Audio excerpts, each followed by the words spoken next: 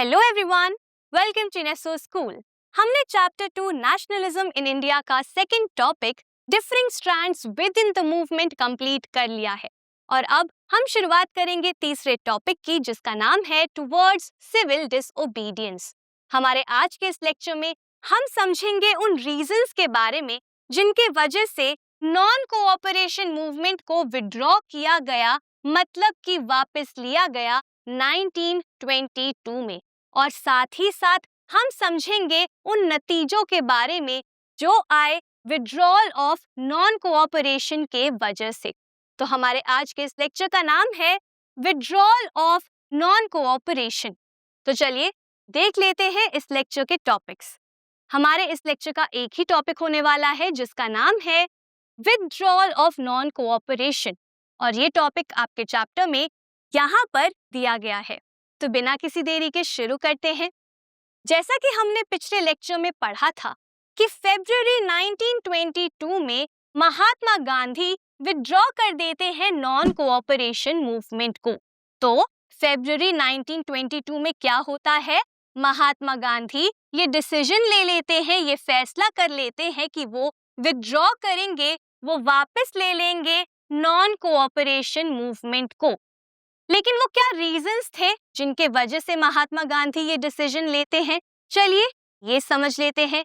सबसे पहला रीजन ये था कि महात्मा गांधी जी को ये फील हो रहा था कि नॉन कोऑपरेशन मूवमेंट अब काफी ज्यादा वायलेंट बन चुका है, मतलब कि ये मूवमेंट एक हिंसक रूप ले चुका है कई सारी प्लेसेस में, और इसी वजह से गांधी जी इस मूवमेंट को विड्रॉ कर देते हैं।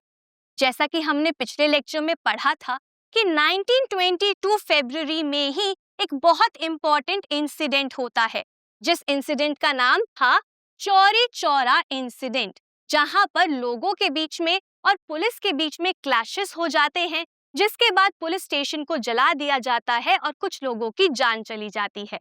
और जब महात्मा गांधी इस इंसिडेंट के बारे में सुनते हैं तो वो फैसला कर लेते हैं कि अब हम नॉन कोऑपरेशन मूवमेंट को यहीं पर बंद कर देंगे, रोक देंगे, वापस ले लेंगे। तो सबसे पहला रीजन क्या था कि महात्मा गांधी को ये दिख रहा था कि कई सारी जगहों पर वायलेंस का इस्तेमाल किया जा रहा है, हिंसा का इस्तेमाल किया जा रहा है नॉन कोऑपरेशन मूवमेंट में, और वायलेंस महात्मा गांधी के असूलों के खिलाफ था। तो ये बना सबसे पहला रीजन। इसके बाद दूसरा रीजन क्या था, महात्मा गांधी जी को ये फील हो रहा था कि सत्याग्रही को पहले हमें ट्रेनिंग देनी होगी, इससे पहले हम किसी दूसरे मास स्ट्रगल की शुरुआत करें। तो यहाँ पर महात्मा गांधी सोचते हैं कि पहले हमें लोगों के अंदर ट्रेनिंग लानी होगी, पहले लोगों को हमें ट्रेन करना होगा, उन्हें तैयार करना होगा मास स्ट्रगल्स के लिए, और उसके बाद ही हम किसी नए मूवमेंट की शुरुआत कर सकेंगे।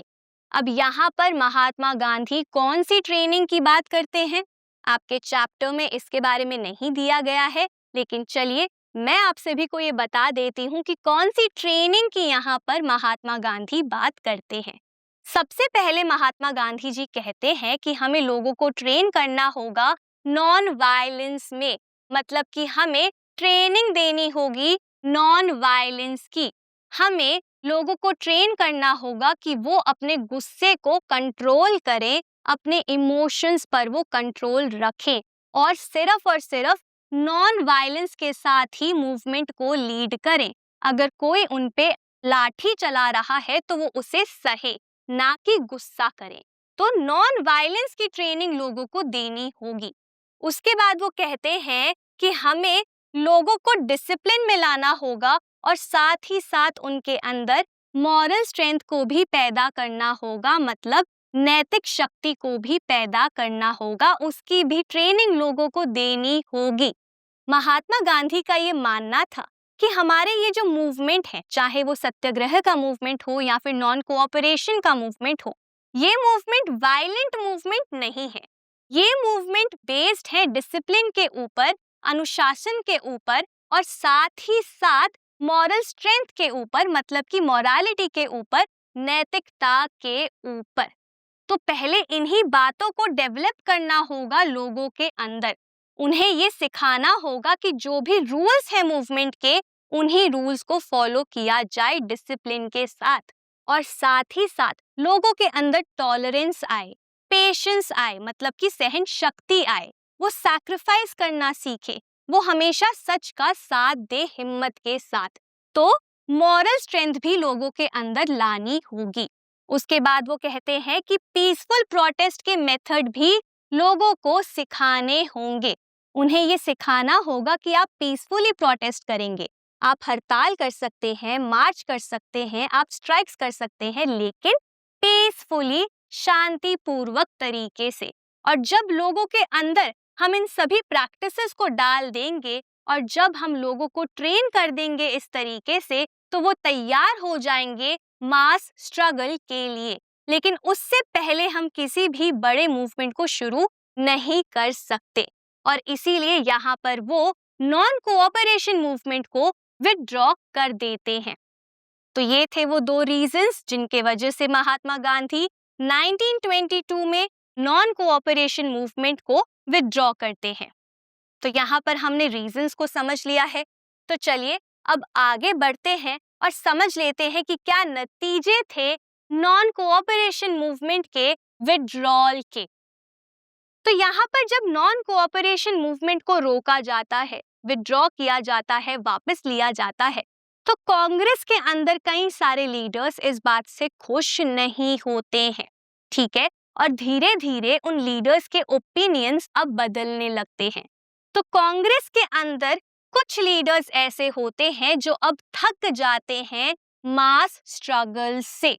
तो यहाँ पर कुछ कांग्रेस के लीडर्स ऐसे होते हैं जो अब टायर्ड फील करते हैं, जो अब थक जाते हैं मास स्ट्रगल से, मास मूवमेंट से। वो ये सोचते हैं कि इन मूवमेंट्स का कोई भी फायदा नहीं हो रहा है ब्रिटिशर्स के ऊपर। मूवमेंट्स के थ्रू हम कोई भी चेंज नहीं लेकर आ पा रहे हैं। हम बार बार किसी एक मूवमेंट को शुरू करते हैं, लेकिन फिर वो मूवमेंट बंद हो जाता है। तो इसीलिए अब वो मास स्ट्रगल से थक जाते हैं और कहते हैं कि अब हमें पार्टिसिपेट करना चाहिए, हिस्सा लेना चाहिए प्रोविंशियल काउंसिल्स इलेक्शंस में। तो यहाँ पर वो क्या कहते हैं कि प्रोविंसेस के लिए जो काउंसिल इलेक्शंस को ऑर्गेनाइज किया जा रहा है, हमें उनमें हिस्सा लेना चाहिए। अब यहाँ पर सबसे पहले प्रोविंशियल काउंसिल इलेक्शंस के बारे में समझ लेते हैं। तो 1919 में ब्रिटिशर्स ने गवर्नमेंट ऑफ इंडिया एक्ट को पास किया था, और इस एक्ट के तहत उन्होंने कहा था कि अब प्रोविंसेस के लेवल पर भी काउंसिल को क्रिएट किया जाएगा, ऑर्गेनाइज किया जाएगा, और उन काउंसिल्स के लिए इलेक्शंस को भी ऑर्गेनाइज किया जाएगा, जिसमें इंडियंस भी पार्टिसिपेट कर सकते हैं ताकि उनके पास थोड़ी सी पावर आ जाए। तो इसीलिए इस एक्ट को 1919 में पास किया जाता है। लेकिन उसके बाद क्या होता है, Mahatma Gandhi non cooperation movement की शुरुआत करते हैं और वो कहते हैं कि हमें ब्रिटिशर्स को तो बॉयकॉट करना है। तो वो यहाँ पे अपील करते हैं कांग्रेस लीडर्स से कि वो इन इलेक्शंस में हिस्सा ना लें, पार्टिसिपेट ना करें।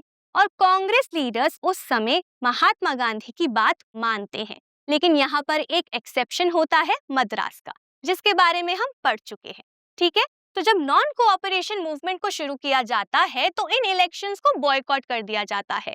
लेकिन जब अब 1922 में नॉन कोऑपरेशन मूवमेंट को बंद कर दिया जाता है, तो उसके बाद कुछ कांग्रेस लीडर्स कहते हैं कि अब हमें पार्टिसिपेट करना चाहिए इन काउंसिल इलेक्शंस में। और वो ऐसा क्यों कहते हैं? वो ऐसा इसीलिए कहते हैं क्योंकि उनका ये सोचना था कि हमारे लिए बहुत ज्यादा जरूरी है कि हम काउंसिल का हिस्सा बने, और हिस्सा बनने के बाद हम ब्रिटिश पॉलिसीज को अपोज करें, ब्रिटिश पॉलिसीज को हम चैलेंज करें। लेकिन उसके लिए जरूरी है कि सबसे पहले हम उस काउंसिल का हिस्सा बने।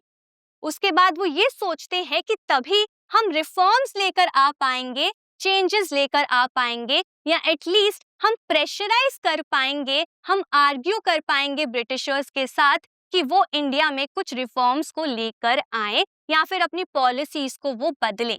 लेकिन वो सिर्फ तभी हो सकता है जब हम काउंसिल का हिस्सा बनेंगे। इसी के साथ साथ उनका ये भी मानना था कि जब हम काउंसिल का हिस्सा बन जाएंगे तो उसके बाद हम डेमोन्स्ट्रेट कर पाएंगे, हम दिखा पाएंगे पब्लिक को कि कैसे ये जो काउंसिल्स हैं ये ट्रूली डेमोक्रेटिक नहीं है। तो यहाँ पर ये कांग्रेस लीडर्स क्यों काउंसिल का हिस्सा बनना चाहते थे? सबसे पहला रीजन ये था कि वो ब्रिटिश पॉलिसीज को अपोज करना चाहते थे, चैलेंज करना चाहते थे। उसके बाद वो ये सोच रहे थे कि जब हम काउंसिल का हिस्सा बनेंगे तो हम आर्ग्यू करेंगे रिफॉर्म्स के लिए, हम आर्ग्यू करेंगे चेंजेस के लिए। और थर्ड रीजन क्या था कि वो लोगों को ये दिखाना चाहते थे, ये प्रूव करना चाहते थे कि ये काउंसिल्स जो हैं वो डेमोक्रेटिक नहीं है। क्योंकि जब इन काउंसिल्स को बनाया गया था तो ब्रिटिशर्स ने ये दिखाने की कोशिश करी थी कि हम बहुत ज्यादा डेमोक्रेटिक हैं, लेकिन ये सच नहीं था। क्योंकि काउंसिल्स के अंदर मेजॉरिटी में तो ब्रिटिशर्स ही थे, और अगर इंडियंस अपोज भी करते थे किसी पॉलिसी को तो भी उनकी बात नहीं मानी जाती थी। तो पब्लिक तक ये जानकारी कैसे पहुंचती? इसीलिए यहाँ पर ये कांग्रेस लीडर्स पार्ट बनना चाहते थे इन काउंसिल्स का। तो अगर आपके एग्जाम में आपसे ये पूछा जाता है कि वो कौन से रीजंस थे जिनके वजह से कांग्रेस के leaders withdrawal of non cooperation movement के बाद काउंसिल इलेक्शन में हिस्सा लेना चाहते थे, तो वहां पर आप यही 3 रीजंस लिखेंगे। अब यहाँ पर कौन से कांग्रेस लीडर्स थे जो पार्ट लेने के लिए बात करते हैं? ये लीडर्स थे CR Das and Motilal Nehru. तो CR Das and Motilal Nehru ऐसे कांग्रेस लीडर्स थे जो चाहते थे काउंसिल पॉलिटिक्स में आना, जो चाहते थे कि वो काउंसिल इलेक्शंस में पार्टिसिपेट करें, हिस्सा लें। और इसीलिए उन्होंने कांग्रेस के विदिन, मतलब कि कांग्रेस के अंदर ही एक ग्रुप बना लिया था, एक पार्टी बना ली थी जिसका नाम था स्वराज पार्टी। और ये स्वराज पार्टी क्या चाहती थी? ये स्वराज पार्टी चाहती थी कि काउंसिल पॉलिटिक्स में रिटर्न किया जाए और हिस्सा लिया जाए। ठीक है, तो यहाँ पर ये 2 लीडर्स थे जो कि सपोर्ट में थे कि काउंसिल इलेक्शंस का हिस्सा हमें बनना चाहिए। अब कुछ लीडर्स ऐसे भी थे जो कि बहुत यंग लीडर्स थे और वो सोचते थे कि हमें रैडिकल मास एजिटेशन का सहारा लेना चाहिए। वो लीडर्स कौन कौन से थे? जवाहरलाल नेहरू एंड सुभाष चंद्र बोस। ये दोनों ऐसे लीडर्स थे जो काउंसिल पॉलिटिक्स में इतने ज्यादा इंटरेस्टेड नहीं थे, लेकिन ये इस बात के भी खिलाफ थे कि महात्मा गांधी ने नॉन कोऑपरेशन मूवमेंट को अचानक से बंद कर दिया। तो ये कहते हैं कि हमें क्या करना चाहिए? हमें रैडिकल मास एजिटेशन करना चाहिए। रैडिकल का मतलब क्या होता है? रैडिकल आता है रूट शब्द से। रूट का मतलब क्या होता है? जड़। तो रैडिकल का मतलब क्या होता है? कि जड़ से किसी बात को बदलना, जड़ से किसी प्रॉब्लम को सॉल्व करना। ठीक है, रूट कॉज को ढूंढना और उस जड़ को ही हटा देना। तो यहाँ पर ये जो लीडर्स थे वो ये कह रहे थे कि हमें रैडिकल मास एजिटेशन करना चाहिए, हमें रैडिकल मास मूवमेंट को शुरू करना चाहिए। मतलब हमें जड़ से ब्रिटिशर्स को अपने देश से निकाल देना चाहिए ताकि हमें फुल इंडिपेंडेंस मिले, मतलब कि हमें पूर्ण स्वराज मिले। तो यहाँ पर ये लीडर्स चाहते थे कि हमें फुल इंडिपेंडेंस मिल जाए। कैसे? रैडिकल मास एजिटेशन के थ्रू। मतलब हमें स्ट्रॉन्ग स्टेप्स लेने चाहिए, टफ एंड बोल्ड स्टेप्स लेने चाहिए, एजिटेशंस करनी चाहिए और ब्रिटिशर्स को हमारे देश से निकाल देना चाहिए। हमें पूर्ण स्वराज को हासिल करना चाहिए।